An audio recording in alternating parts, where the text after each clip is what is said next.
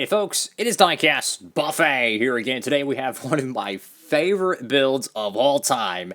Yes, the Thunder 2004 Career Mode Daytona 500 winning car from 2006 the season in that playthrough. This is a custom car that I had so much fun building.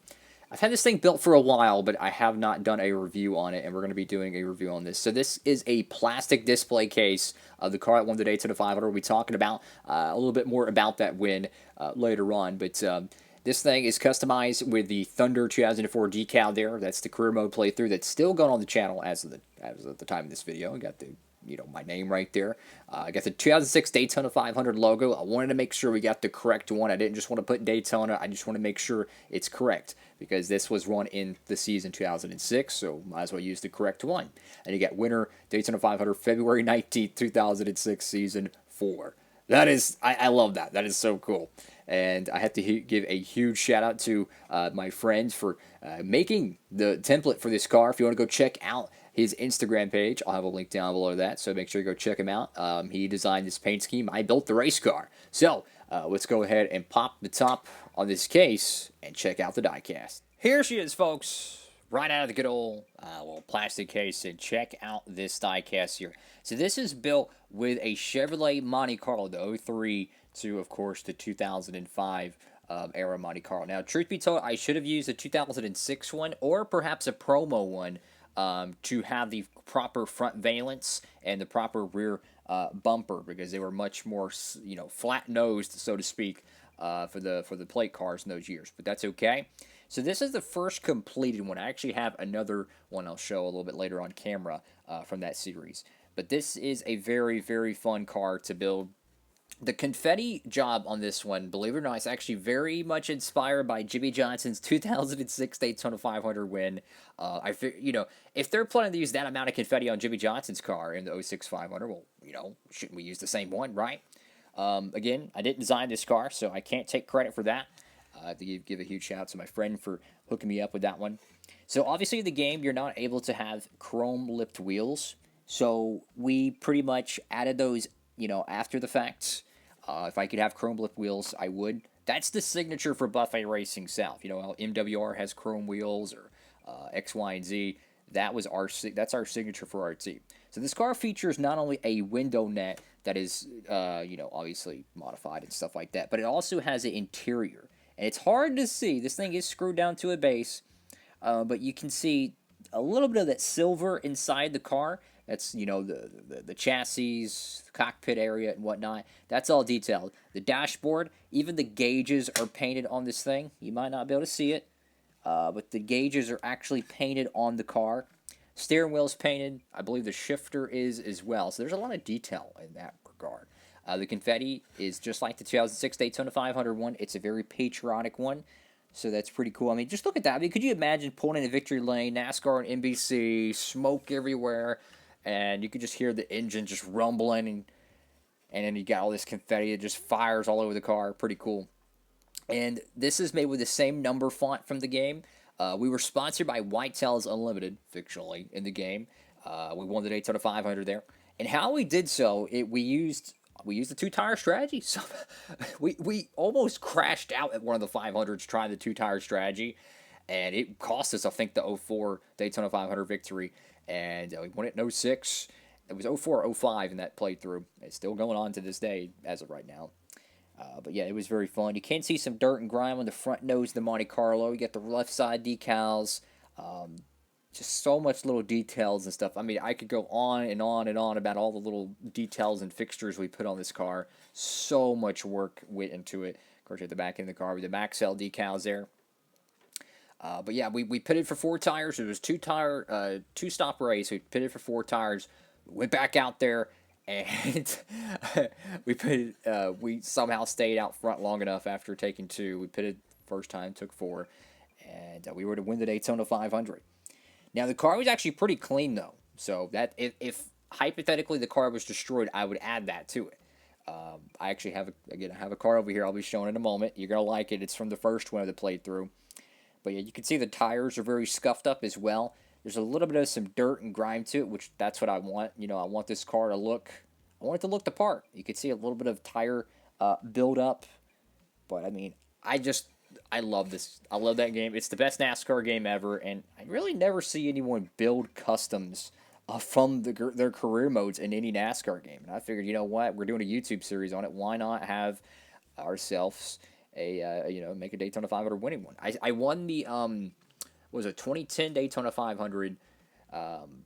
I believe it was 2009, 2010. I need to make another car for that. I need to make a lot more of them. We've done throwback paint schemes. We've done Coke 600 wins, Southern 500 wins, a lot of cool stuff.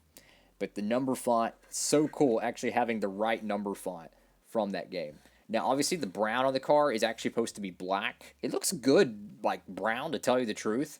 But the real car that went to Victory Lane was black. The way my printer prints, it prints black as brown. So take that for what you will. And he even had the custom Maxell Dude decal right there with the build up of the confetti. And that's another thing. Like when I see people build custom race to win cars, I think a lot of people think of it like, hey, let's just add a crap load of confetti and coat the car and call it a day.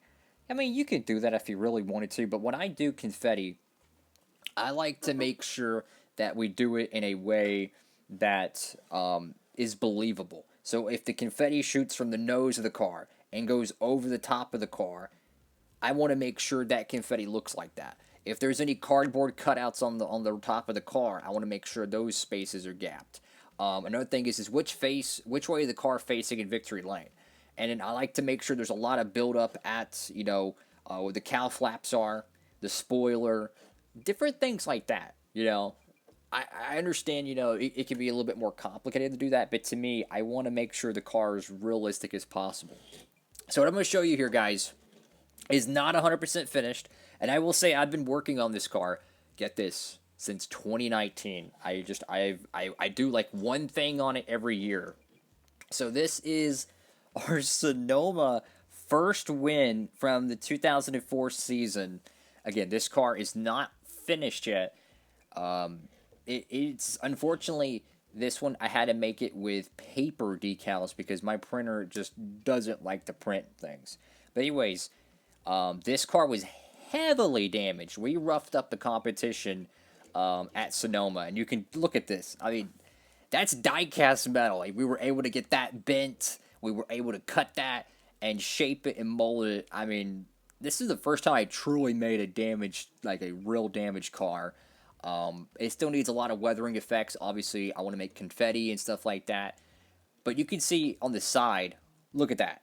That's die-cast metal, and we pretty much thinned out the sides. We hammered it, beat it, whatever it took to get that dent, because the right side was dented in, and the front, which is extremely tough to do, because the hood is kind of raised up. So we had to cut all that metal, and then we had to cut the nose, bend it. I mean, with a 1/64 scale car, it's extremely tough to bend any portions of it. There's even some dents on the right side. If this was a 1/24, obviously you can get much more detail out of it, but eventually I do plan on finishing it. Again, I've been working on this since 2019, and I just keep getting lazy about it and don't want to finish it. But that's besides the point. Obviously, you see some damage on the left rear. I'll show the bottom of it. Now, the bottom on the '82 Daytona car is very similar to this. Red gas tank, chrome, everything else. Obviously, it's screwed down, so I can't show you. But that's pretty much what it would look like. So, yeah.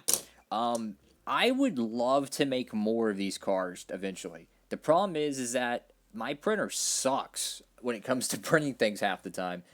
And it's such a pain in the butt having to get, things like that to work your way. So, obviously the detail on the interior and everything as well. But I love building these things, man. They're so much fun because it's like, who does that? Who legit builds career mode cars from like NASCAR 4, NASCAR 6, whatever it may be, even, the 2010s NASCAR games, Who legit builds career mode cars?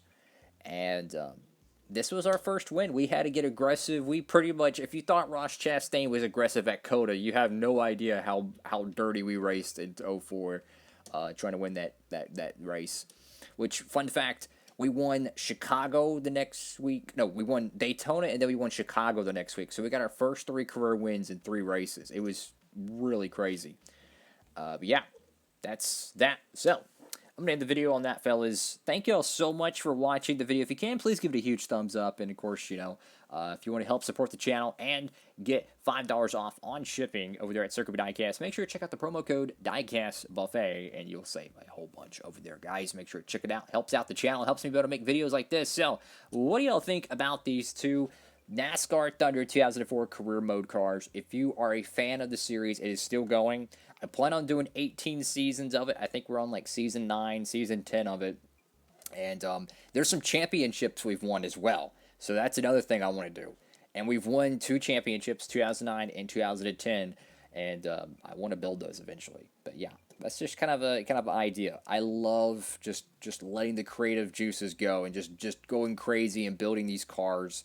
But yeah, it's just so much fun. Thank you all again for watching. Have a great one, everybody. Diecastbuffet signing off.